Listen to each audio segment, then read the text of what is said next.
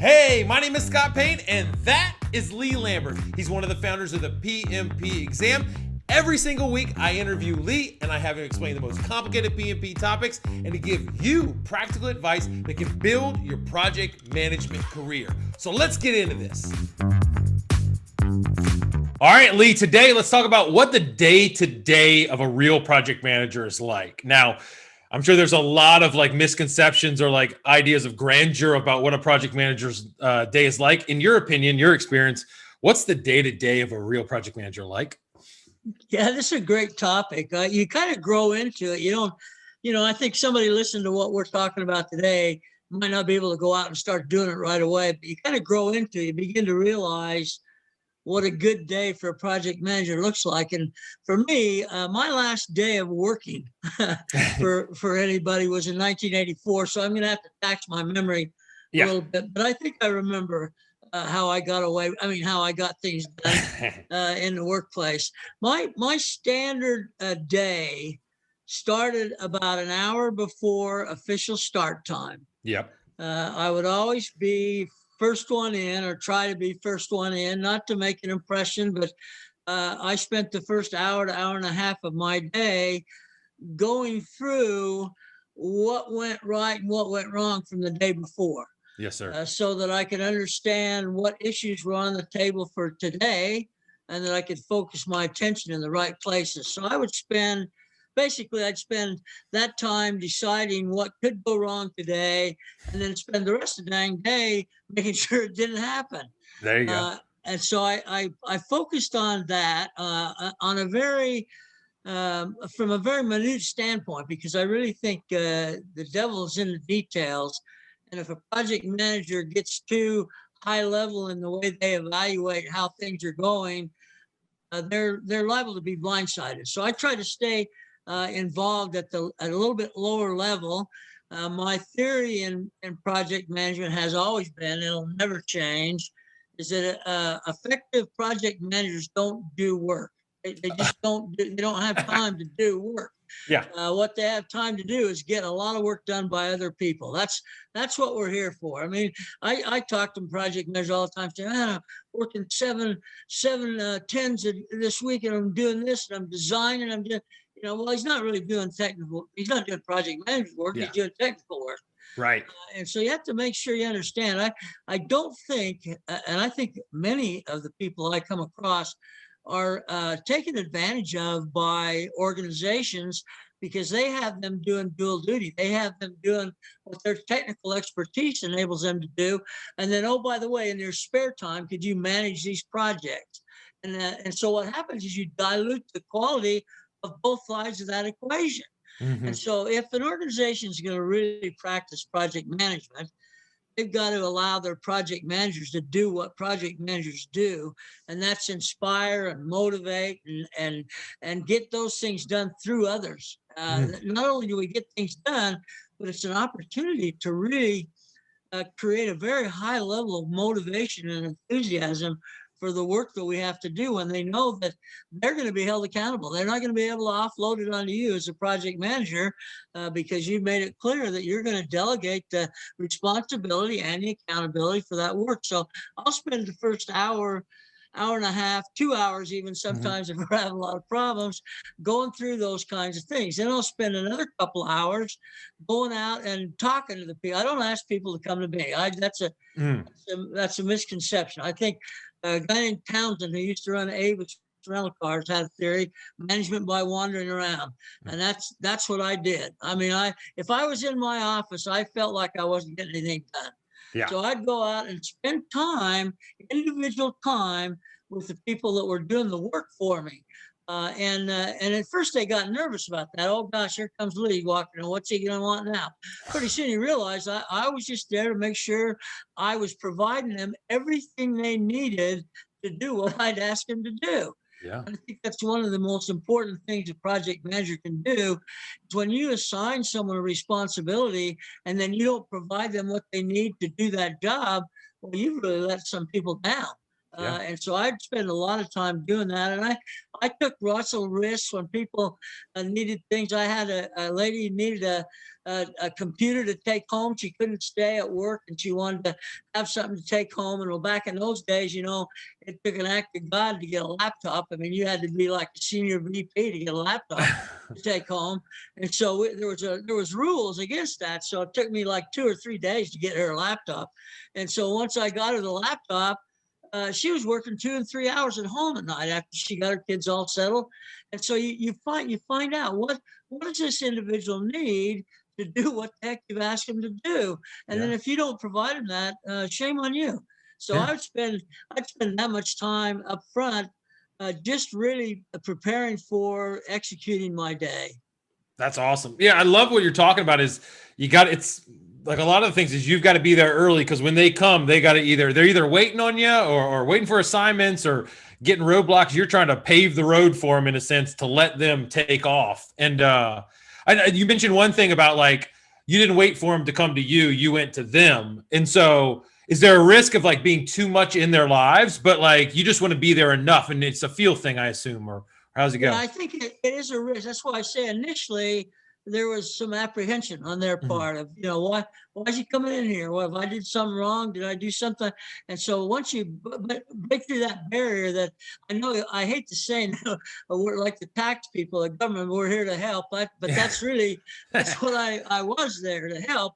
And once they got that, then they also realized that I wasn't going to solve their problems for them. Yes. They weren't going to offload it back on me, but I was there basically to say, what do you need from me to be able to empower you to do your job?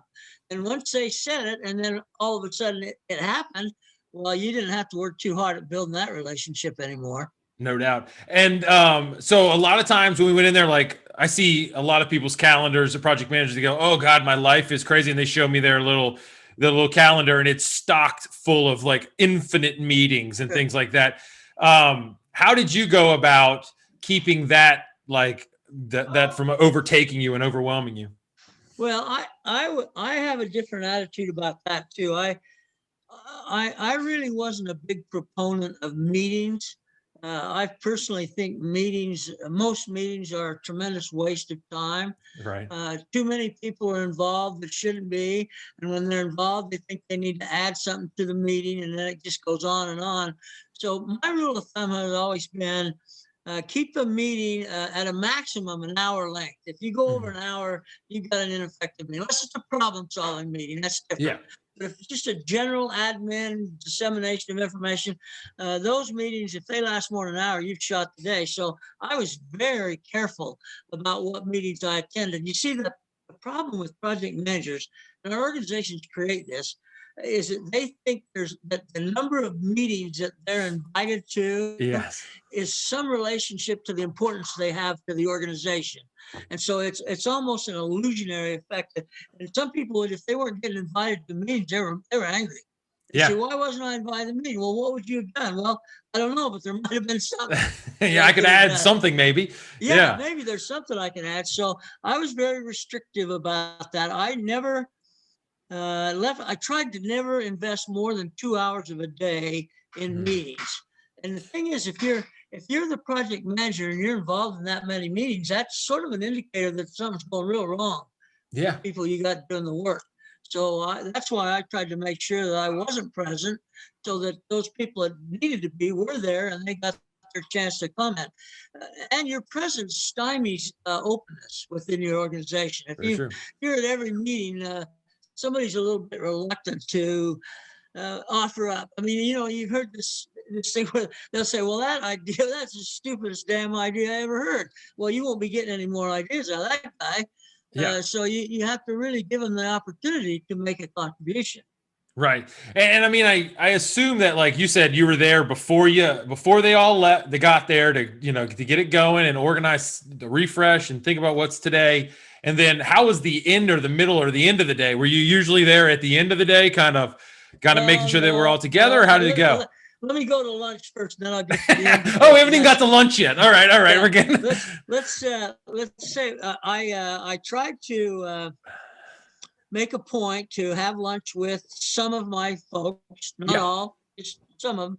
And it was on a random basis, but again, it was their opportunity to share, to open up and to share. Yes. What the truth about projects are always, they always reside in the people doing the work. Hmm. They don't reside in management. Management has a bias to certain outcomes and certain opportunities. Where individuals doing the work, they're going to tell you the truth. They're going to tell Yeah. you when there's a problem. They're going to tell you when there's something to work out. So I would make a point to have lunch with a couple, two, three of my folks every day. So and it rotated around. And the beauty of it was not only did we get to lunch together, but the fact of the matter was I started to find out what was really going on. Very true. Because I've been game before. There's no doubt about it. Project management people are very optimistic. They're not, well, some of them are liars, but most of them aren't liars. They're just really optimistic about outcomes. Right. And they'll game that optimism thing until you're 90% done, and they're really only 40% done. And Yes. so you try to get that openness going around the table. So when I got promoted to vice president at this one research organization here in Columbus, I continued that. I mean, that was kind of one of my things, and having lunch with, and the CEO of the company pulled me aside after about a week, and he said, Lee, he said, listen, I want to mention to you that I noticed that you're still eating lunch with that same crowd of people that you've been eating lunch with all along. I said, yeah, I enjoy that, and I find out a lot about what. He said, well, we can't do that. He said, you shouldn't do that. He said, that we're executives now, and you don't have lunch with those people. Well, the word "those people" set me off. So we had a very interesting discussion that eventually de-escalated into a not so good discussion. But the fact of the matter was, that's where I was getting all my information. You know, he's trying to get it all from the high level. I'm getting it all from the people that know what the truth is. So we'd have lunch. Okay, so that's basically half a day. So then the next part of the day is I'm coasting now. I mean, I've got all my work done by noon. Yeah. So now I'm just kind of, I'm really just wandering around, casual conversation, chit chat, and getting people to feel comfortable about what they're doing. But I never stayed late. Unless I had to, unless somebody asked me to. Yeah. I come early, but I don't stay late. I don't want to play that game. I have a reason, not just FaceTime. And so by the time the afternoon was over, I basically was in a position of, hey, listen, I've got my finger on the pulse of this project, Mhm. and I don't need to stay around. I mean, they all knew they could get a hold of me if they needed a problem, but I said, I don't need to stay around just to be here. And they appreciated that because that translated into trust. That I trusted Yeah. them. That when the cat was away, the mice weren't going to start playing. Yeah. And so that worked out for me very well. There were a couple of people who worked for me that had FaceTime issues that were significantly bothered by the fact that I leave at 3:30 in the afternoon. But when I took the job, I started my career with this company when they were running a national laboratory out in Richmond, Washington, Mhm. and so I went there on purpose because they had flex time. I Mhm. had a young family, and I wasn't going to be one of those guys that worked my whole life, and so I got flex time. So I started going in at 6:30, going home at 3:30, Yeah. and that worked for 4 years, and everybody was happy with it because that was their corporate structure. Okay. So when they offered me this job out in Columbus, Ohio, it was a fantastic job to start a new project management division. Mhm. So when I negotiated with the job, I said, tell you the truth, this is a great opportunity. My wife was really pissed. I mean, we've gotten a nice house, a country club, swimming pool, and now I'm telling her we're going out to Columbus, Ohio. Yeah. And so I said, but I don't care about any of that. I don't care about the title. I don't care about really about the money. It was such an unbelievable opportunity. I said, the only thing I care about is that I'm able to maintain my flex time. So I said, that's a very important issue to me. And the guy that I was interviewing was from Salt Lake City. I'm from Provo. So he was an LDS guy. I'm not, but he was. Mhm. And so we had a good relationship. And I told him, I said, listen, all I need really is flex time. Anything else, I don't care what you tell me. And he said, oh, well, we got a problem there. He said, we don't have flex time. So I mean, we don't have flex time. I've been working it for 4 years. And he said, no, well, that's out at the national labs. A lot more, it's a government contract, a lot easier to manipulate that. Here at corporate, we don't have flex time. I said, Mhm. well, then you don't have me. And he said, Mm. what do you mean? I said, if you don't have flex time, I'm not going to take the job. I said, I'm going back home. If you change your mind, if you give flex time, let me know and I'll be here with you. But otherwise, don't bother. Well, Mhm. in about a week, I got an offer. It was about a 7-page offer. I mean, it was like they gave me everything but the freaking kitchen sink. And so I'm reading through it, thinking, well, dang, this is awesome. And then I got all through, and it hit me all of a sudden. Wait a minute, I didn't say anything about flex time. Yeah. So I called Ernie up and I said, I got your offer. He said, it looks great. He said, oh, awesome. He said, we want to get you out of here in the next couple of weeks. And I said, but the one thing that's not on there is you don't have any flex time. He said, Lee, he said, I told you we don't have flex time. And I said, Ernie, I told you if you don't have it, you don't have me. Yeah.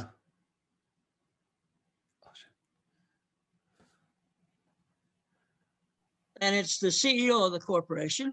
And he said, Lee, he said, Ernie tells me you've turned the job down. Mm-hmm.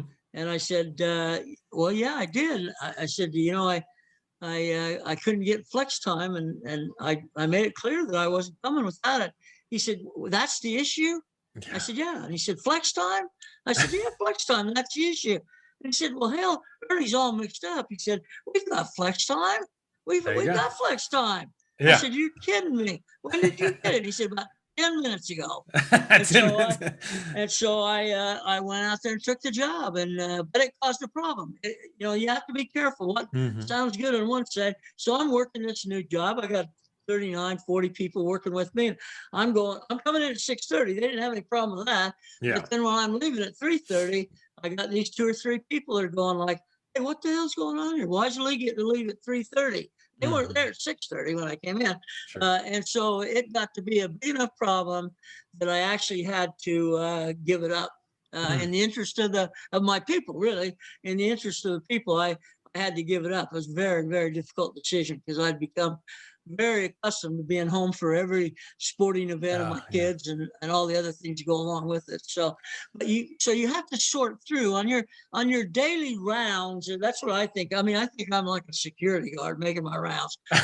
on my daily rounds, that's what I'm looking for. I'm looking for what's causing you a problem. What maybe it's not work specific. Maybe it's something related to work. What's preventing you from reaching 100% productivity? Because I said, I'm here to solve that for you. I'm going to take care of that. And pretty soon you have like almost a cult following. Yeah.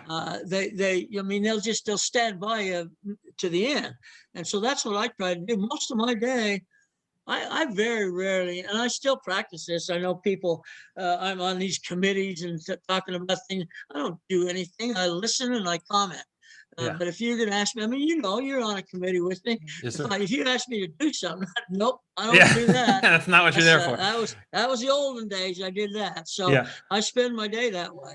Yeah, I love it. I mean, I think if someone's listening to this and they realize everything that you talked about, it seems to me you're designing everything in your day to like break down those barriers for other people so that things work smoothly. Like you could have decided, hey, lunchtime is my time. I'm going to go sit in my office, or I'm going to go to talk to the executives, or I'm going to try to climb the ladder or whatever. But you made a conscious decision to go out there and have a new forum for the individuals to like let the real ideas come out, because they might not feel comfortable in those meetings. Did you find that you learned more obviously in those lunchtime sessions than you would have like in just some random status meeting? Yeah, there's no question about it. The problem, the challenge that I had, and a lot of people don't believe this, but I'm incredibly introverted. I just assume go in the back room and not talk to anybody all day and then just go home. Yes. But you know what? I determined right away. In fact, this was the kind of thing with my teaching. I've taught about 50,000 students, and for an introvert, that's a lot of people. When I first started teaching, I thought to myself, this whole introvert thing's not going to work unless I'm teaching to an empty room. This is not going to work. And so it kind of taught me. So when I got into the management side, I just extended that into the management arena and realized I don't get to be who I want to be or even who I am. I got to be who I need to be successful. So having those lunches, that was painful for me. I would have just as soon been by myself eating a sack lunch in the car, but that would have not given me enough information to do my job. So I've had to really make a transition from my internal personality, if you will, to my external work environment where I got to do what I got to do to be successful. And I think that's what's missing. We see Yeah. this all the time when we start talking about high performance teams, is that you can't assume they're all equal. They're not all the same. And you've got to treat each one of them in the way that's going to get maximum productivity out of them. Yeah. And if you don't understand them and you try to paint everybody the same color, then you're going to be putting, you're not going to get it out of them, I assume. Like, sure. And when I was teaching back in the good old days, I'd get there an hour and a half early. Now, if I got an 8 o'clock class, I'm there at 6:30. And when people start showing up, I'm starting the interviewing process. What are you doing? How many kids you got? What are your pets? What are you? By the time the class starts, I'm best friends with all these people. And all of a sudden they say, well, I want to listen to what this guy has to say. I like this guy. And that's half the battle.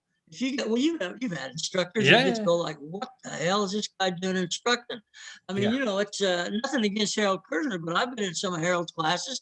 In fact, I've only been in one, to tell you the truth. And I used to ask people in my classes after we're about halfway done, having a fun, rock and roll. I say, how many of you had a Harold Kersner class? Oh, man, up in Cleveland, everybody's hand shut up. That's where he was from. And then I'd say, how many of you have had two? Not very many hands went up. So that's a sign of not a sign of lack of knowledge. There's nobody smarter than Harold Kersner. No, he's a genius when it comes to project management. But it's the delivery style that makes a difference. So I tell that joke all the time. He knows I tell it. So I think it's great.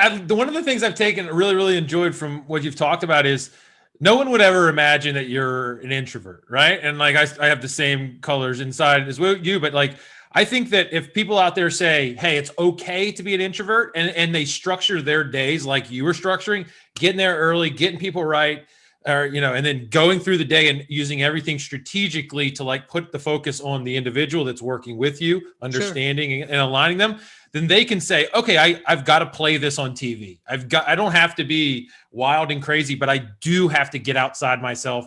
And this is a role. Like I have to play the role.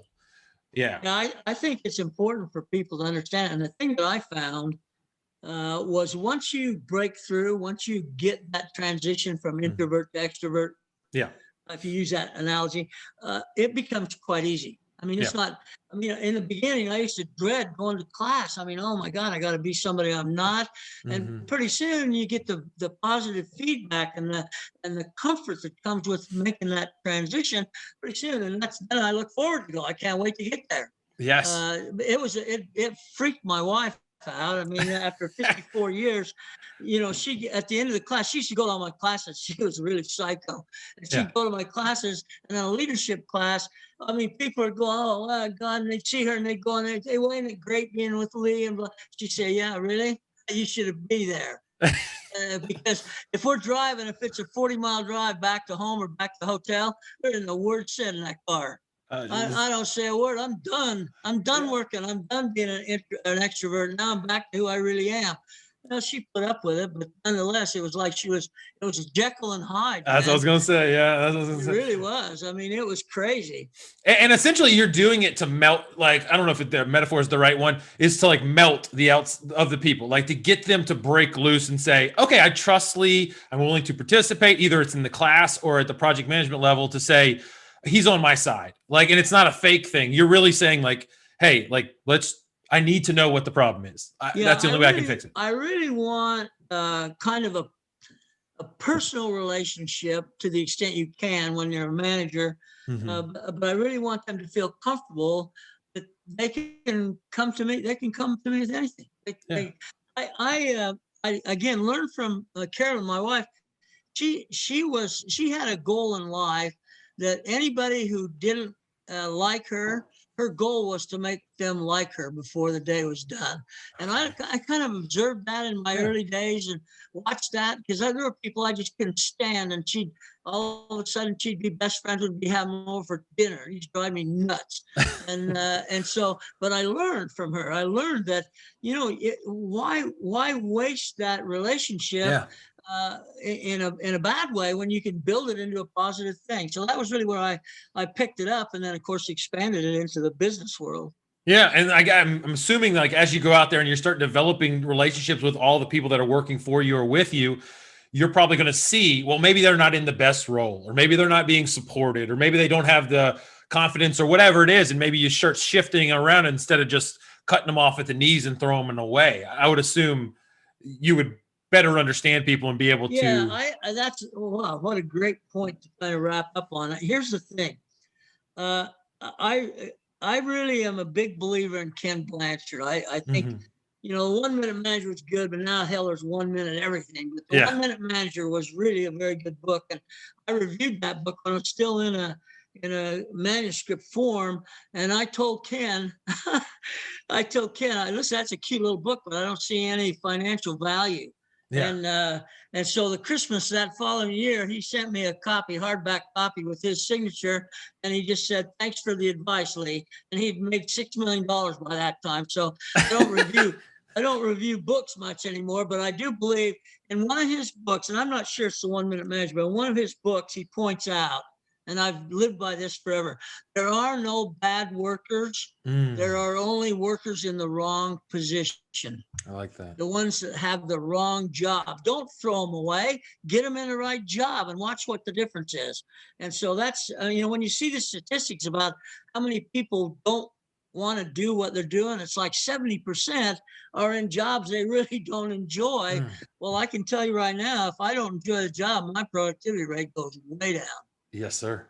That is a really, really great way to end this. I think if people model your day, I mean, they don't have to be Lee or whatever, but if they think about how you're framing your mind every day, what your attention's on, what you're driving toward, I think they'd be better project managers. They probably enjoy it more. They'd have like their days would open up in a sense and be kind of like, instead of like tedious meetings forever, they'd actually be producing and their teams would be on board. So love it, Lee. I think it's really great. Let me give you Yes, one sir. last statement and then we'll sign off. Okay. I think I need to remind you and them that you still have a responsibility to manage up, because Okay. you're the insulator between the workers That's a good point. and the senior level. And if you're not managing up, they're going to wonder, what the heck are you doing? You got to make sure they're on board with your approach and the way you get things done.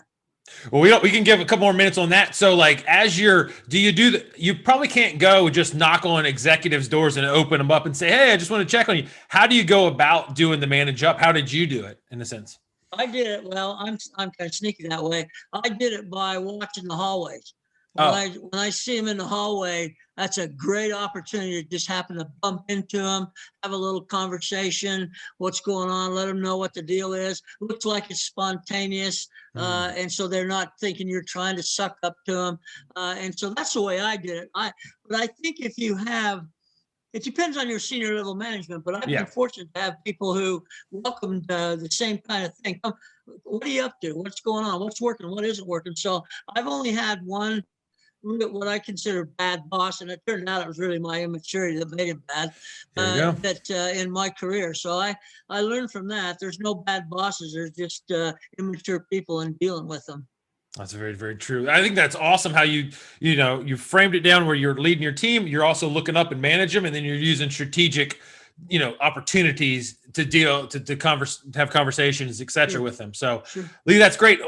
You mentioned something I'd love to talk about next week. You said high performing teams. So why don't we talk about next week about how you went about building high performance teams? Does that sound good? Let's do that. That'll be an awesome topic. I love it. All right. I'll talk to you later. Thank you, Lee. All yes, right, sir. Take care, Scott. Yes, sir. Bye-bye.